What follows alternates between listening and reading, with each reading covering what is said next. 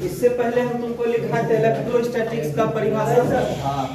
उसके बाद इलेक्ट्रोस्टैटिक्स का 3 गो पार्ट लिखाए थे, electric charge and electric field, दूसरा पार्ट था Gauss theorem and electric potential, और तीसरा तुमको था कंडक्टर एंड कैपेसिटर। 3 हिस्सा था इसका। पार्ट 1 शुरू किए थे electric charge and electric field, और उसमें जाकर के हम लिखे थे आवेश की उत्पत्ति, ओरिजिन ऑफ चार्ज, और उसमें बोले थे कि 600 ईसा पूर्व में बाल्टिक सागर के समीप हल्के पीले रंग का रेशेदार पदार्थ मिला, ठीक, जिसमें आवेश का गुण पाया गया था, जिसे ग्रीक भाषा में अंबर, लैटिन भाषा में इलेक्ट्रम कहा गया, और समय अंतराल के बाद इसे इलेक्ट्रो आवेश कहा जाने लगा या चार्ज। उसके बाद लिखे थे क्या चीज, आवेश की उत्पत्ति 2 प्रकार से होती है, पहला था घर्षण और दूसरा था प्रेरण। घर्षण में लिखाए थे कि जब दो विशेष वस्तुओं को आपस में रगड़ा जाता है तो उस पर आवेश उत्पन्न हो जाता है, दोनों पर, ठीक है। और उसके बाद प्रेरण में क्या लिखे थे, प्रेरण में लिखे थे कि जब किसी आवेशित वस्तु के बगल में किसी अनावेशित वस्तु को रखा जाता है तो अनावेशित वस्तु पर आवेश स्थानांतरित हो जाता है, इस विधि को प्रेरण कहते हैं, ठीक है। आज हम लिखेंगे क्या चीज, चार्ज। चार्ज कहते किसे हैं, लिखो चार्ज में लिखो, किसी वस्तु का वह गुण जिसके कारण, किसी वस्तु का वह गुण जिसके कारण,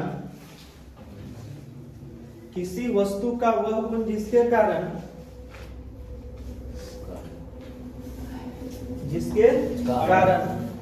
उस पर आकर्षण या विकर्षण का गुण मौजूद हो, जिसके कारण उस पर आकर्षण या विकर्षण का गुण मौजूद हो, जिसके कारण उस पर आकर्षण या विकर्षण का गुण मौजूद, आकर्षण या विकर्षण का गुण मौजूद हो, आकर्षण या विकर्षण का गुण मौजूद हो, आकर्षण या विकर्षण का गुण मौजूद हो, उसे आवेश कहते हैं। उसे क्या कहते हैं, चार्ज, आवेश कहते हैं।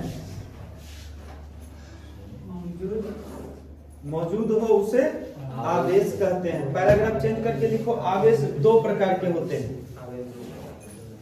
आवेश 2 प्रकार के होते हैं। पहला नंबर धनात्मक आवेश,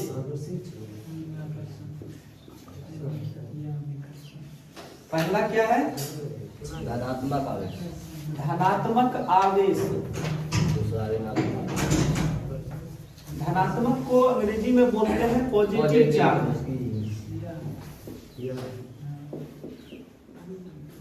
पॉजिटिव चार्ज। और दूसरा नंबर आ जाता है ऋणात्मक आवेश।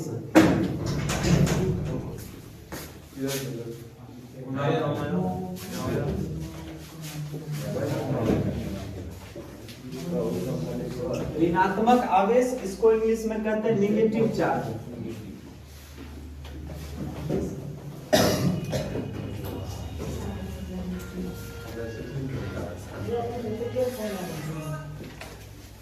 पॉजिटिव चार्ज और नेगेटिव चार्ज। देखो पॉजिटिव चार्ज को दिखाया जाता है प्लस दे करके VE, और नेगेटिव को माइनस दे करके VE। देखो धनात्मक चार्ज कब उत्पन्न होगा, जब इलेक्ट्रॉन वह किसी को दे दे। इलेक्ट्रॉन की संख्या यदि घट जाए, या नहीं तो इलेक्ट्रॉन मान लिया जाए 50 गो प्रोटॉन 50 गो इलेक्ट्रॉन है, 25 गो इलेक्ट्रॉन किसी को दे दिया, तब ऑटोमेटिक सी बात है इस पर प्रोटॉन की संख्या ज्यादा, तो पॉजिटिव चार्ज आ जाता है। तो सीधा से इसका परिभाषा लिखेंगे, जब कोई वस्तु इलेक्ट्रॉन को त्याग करता है तो उस पर धनात्मक आवेश आ जाता है, ठीक है। और उसी तरह नेगेटिव में लिखेंगे, जब कोई वस्तु इलेक्ट्रॉन को ग्रहण कर लेता है तो उस पर नेगेटिव चार्ज आ जाता है, ठीक है। ज्यादा कुछ इसमें लिखना नहीं है। 1 नंबर दे करके लिखिए धनात्मक आवेश। 1 नंबर धनात्मक आवेश। जब कोई वस्तु इलेक्ट्रॉन का त्याग करता है, जब कोई वस्तु इलेक्ट्रॉन का त्याग करता है, जब कोई वस्तु इलेक्ट्रॉन का त्याग करता है तो उस पर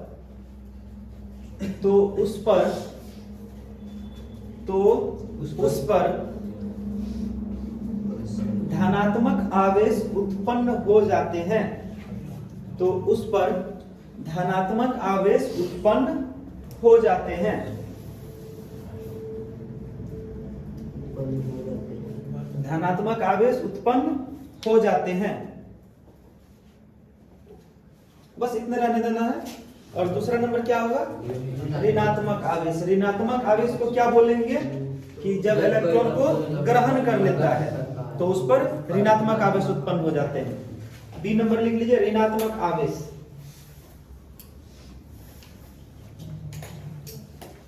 ऋणात्मक आवेश हो जाते हैं। लिखिए, जब कोई वस्तु इलेक्ट्रॉन को ग्रहण कर लेते हैं, जब कोई वस्तु इलेक्ट्रॉन को ग्रहण कर लेते हैं, जब कोई वस्तु इलेक्ट्रॉन को ग्रहण कर लेते हैं, जब कोई वस्तु इलेक्ट्रॉन को ग्रहण कर लेते हैं तो उस पर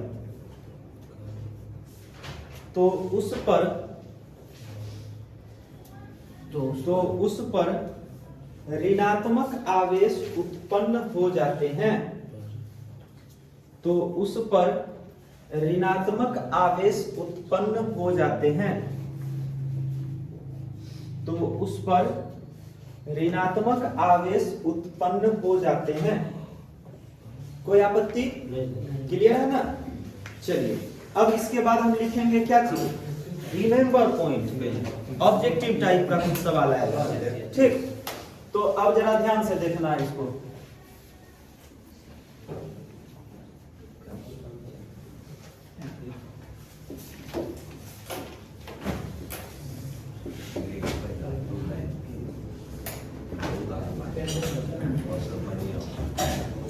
चलिए यहां देखिए बढ़िया से।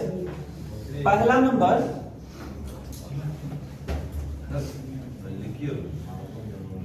इधर देखो, पहला नंबर बात यह है, क्या तुम आवेश को उत्पन्न या आवेश को खत्म कर सकते हो? नहीं कर सकते हैं। इसका अर्थ हुआ यह संरक्षित होते हैं। इसको तुम चाहोगे उत्पन्न कर लेंगे, इसको चाहेंगे विनाश कर लेंगे, तो यह संभव नहीं है। अगर यह संभव नहीं हो तो हम कह सकते हैं यह संरक्षित होते हैं। जैसे कि ऊर्जा, एनर्जी को न ही हम खत्म कर सकते हैं, न ही हम उत्पन्न कर सकते हैं। कहते हैं कि एनर्जी कंजर्वेटिव होता है, संरक्षित होते हैं। उसी तरह आवेश भी क्या होता है? संरक्षित होता है। यह न ही खत्म होगा, न ही यह उत्पन्न होगा, यह संरक्षित होते हैं। तो पहला नंबर हम क्या लिखेंगे? आवेश संरक्षित होते हैं। आवेश संरक्षित होते हैं। ठीक है। हाँ, इससे पहले भले हम लिखे हैं उत्पत्ति, लिखे हैं ना, तो वह उत्पत्ति थोड़ा सा समझो कि दो सरसर चीज है। ठीक ना? आवेश क्या होते हैं? संरक्षित होते हैं। दूसरा नंबर, अच्छा, आवेश सदिश राशि है कि अदिश राशि है?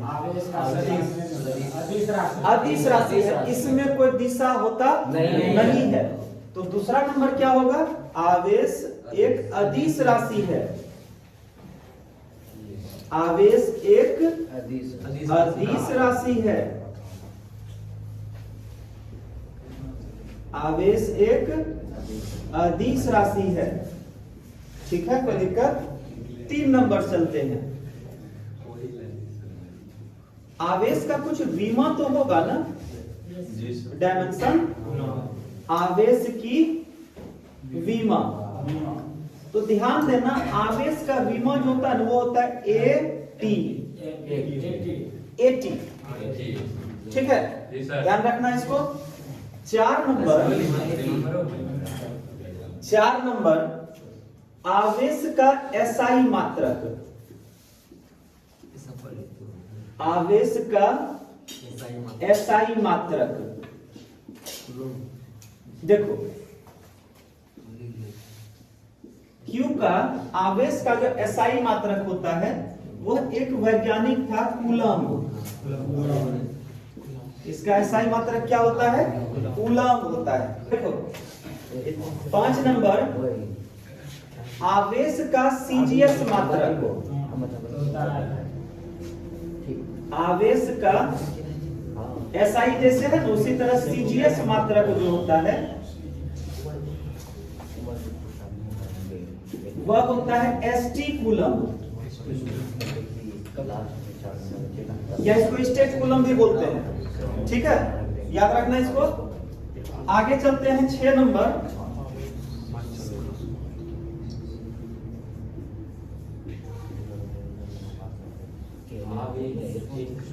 एक होता है EMU मात्रक, उसको कहते हैं इलेक्ट्रोमैग्नेटिक यूनिट, EMU मात्रक।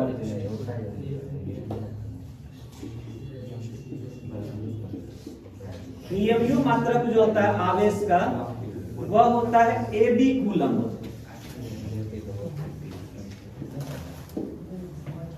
और उसके बाद 7 नंबर 1 कूलम्ब बराबर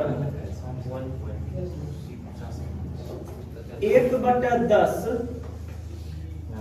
AB कूलम्ब होता है।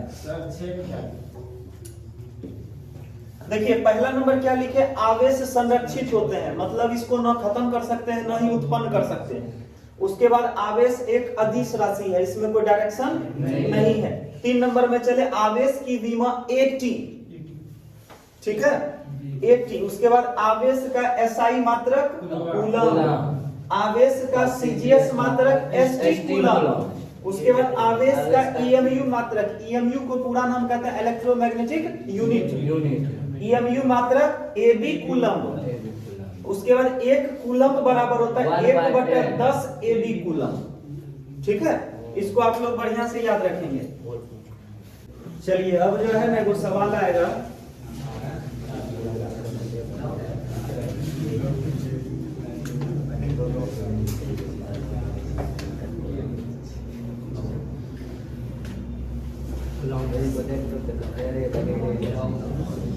Coulomb's law. 10वां में पढ़े थे ना, 10वां में था। चलो देखो समझ लो, ध्यान से देखो। कूलम्ब्स लॉ कहता क्या चीज है, सही से समझ। जैसे कि मान लिया जाए कि एक चार्ज यहां पर है, ध्यान से देखो, एक चार्ज यहां पर है, यह चार्ज है -Q, ठीक है। और यहां से कुछ दूरी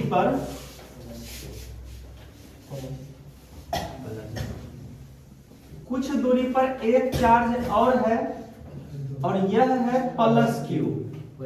माना आवेश सेम है लेकिन दोनों का चिन्ह अलग अलग है। आई बात समझ में? इसके बीच की दूरी R है, इसके बीच की दूरी R है।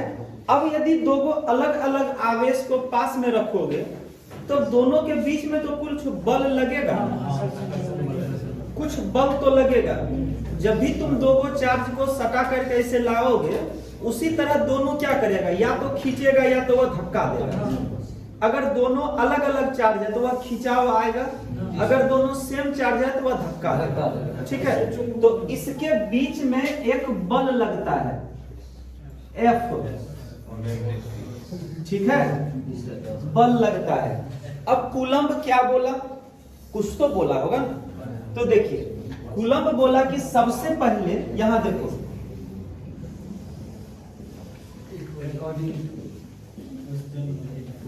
अकॉर्डिंग टू कूलम्ब्स लॉ, देखो यह कहा कि इस दोनों के बीच में जो बल लगता है ना, इस दोनों के बीच में जो बल लगता है, फोर्स जो आता है, वह फोर्स समानुपाती होता है दोनों आवेश के गुणनफल के, Q1 इंटू Q2। यहाँ पे देखो माइनस नहीं देना था हमको, यहाँ पे Q1 दे देते हैं और यहाँ पर Q2 दे देते हैं। डायपोल का थोड़ा हम बना दिए थे, आगे बढ़ गए। ठीक है, तो दोनों आवेश के गुणनफल के क्या होता है? समानुपाती होता है। ठीक है, पहला कंडीशन है, इसको मानते हैं समीकरण एक। फिर जाकर के दूसरा बात बोला जाता है कि दोनों के बीच में जो बल लगता है यह उल्टा समानुपाती होता है दूरी का। ठीक है, इसको मानेंगे समीकरण 2। अब देखो थोड़ा सा लॉजिक की बात है, यदि दो ठो आवेश है, दो आवेश है, इसको हम जितना नजदीक करेंगे उतना बल हमको ज्यादा नहीं मिलेगा, और जैसे हम दूर हटेंगे बल कम होगा। समझने वाली बात है। यदि दोनों के बीच में दूरी को हम कम करेंगे तो बल बढ़ेगा, बल बढ़ेगा, और जैसे दूरी को बढ़ाएंगे तो बल घटेगा। उल्टा रिलेशन है ना, उल्टा रिलेशन समझ में आ रहा है ना?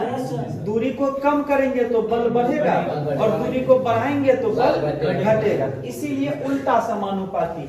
पहला बोला कि दोनों के आवेश के गुणनफल के समानुपाती होता है एवं उसके बीच के दूरी के वर्ग के व्युत्क्रमानुपाती होता है। समीकरण 1 और समीकरण 2, दोनों समीकरण को मिला सकते हैं ना? मिला देते हैं। बोलेंगे फ्रॉम इक्वेशन 1 एंड 2 से। देखिए दोनों तरफ f है, तो f समानुपाती q1 into q2 बटा r स्क्वायर। ठीक है, अब यह समानुपाती क्या होगा? हटेगा। यह समानुपाती हटेगा, जब हटेगा तो देखिए क्या होगा, f बराबर एक नियतांक क्या आएगा? k into q1 into q2 बटा r स्क्वायर।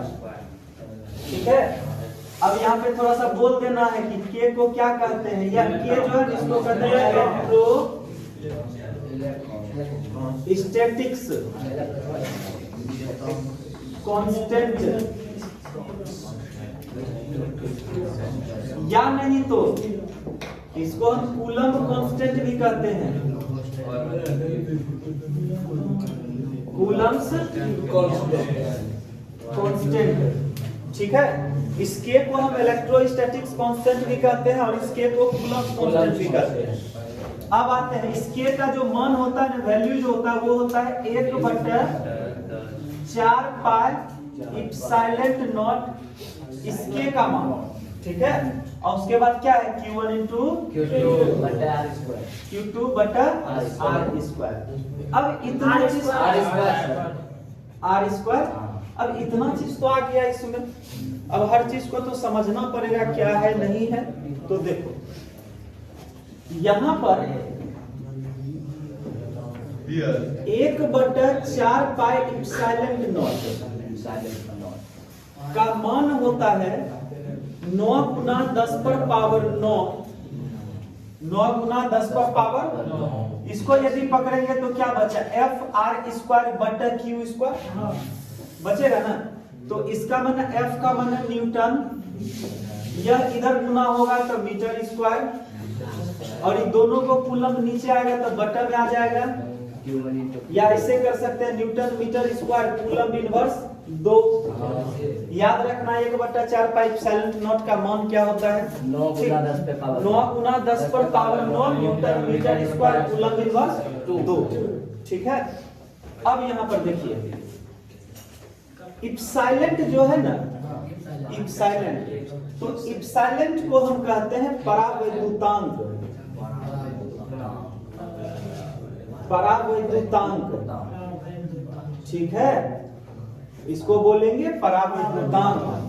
अब चलते हैं, इप्सिलॉन नॉट है ना, इप्सिलॉन तो है नहीं, इसी इप्सिलॉन में यदि हम नॉट लगा देते हैं, इप्सिलॉन में यदि नॉट लगा देते हैं तो इसको, हाँ नॉट लगा देते हैं, इसको हम बोलते हैं निर्वात का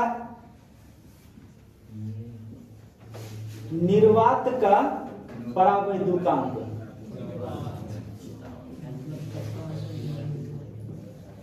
क्या बोल देते हैं इसको? निर्वात का परावैद्युतांक। क्लियर है? अब देखो जैसे ऑप्टिक्स में पढ़ा था ना, म्यू बताता था माध्यम क्या है, तो उसी तरह यहाँ पर जो है ना म्यू का ही काम करेगा कौन? इप्सिलॉन। इप्सिलॉन तुमको माध्यम बताएगा। ठीक है, यह रहा यहाँ तक तुमको कौन सा नियम, कूलम्स नियम। लेकिन इसका स्टेटमेंट तो अभी तक लिखे नहीं, और स्टेटमेंट में यही दोनों बात ना आएगा।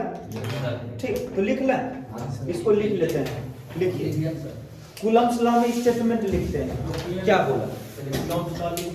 हाँ, कूलम्स लॉ पॉइंट बनाओ, उसके बाद स्टेटमेंट, फिर जाके इसको उतारना है।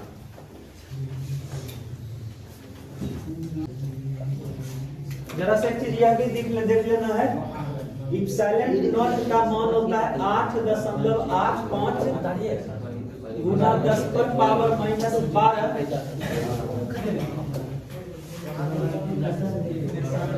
शांत रहो, शांत रहो। इप्सिलॉन नॉट को इधर करें तो क्या होगा, कूलम्ब स्क्वायर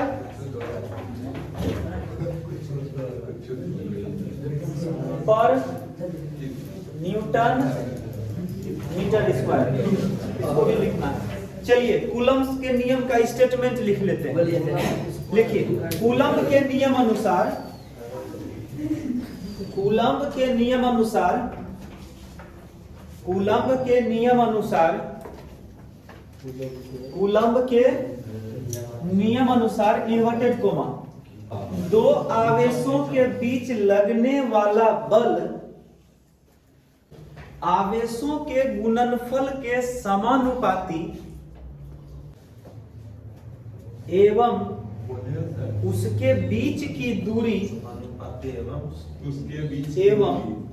उसके बीच की दूरी एवं उसके बीच की दूरी के वर्ग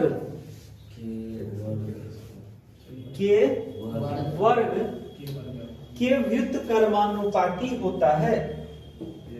के वर्ग के व्युत्क्रमानुपाती होता है,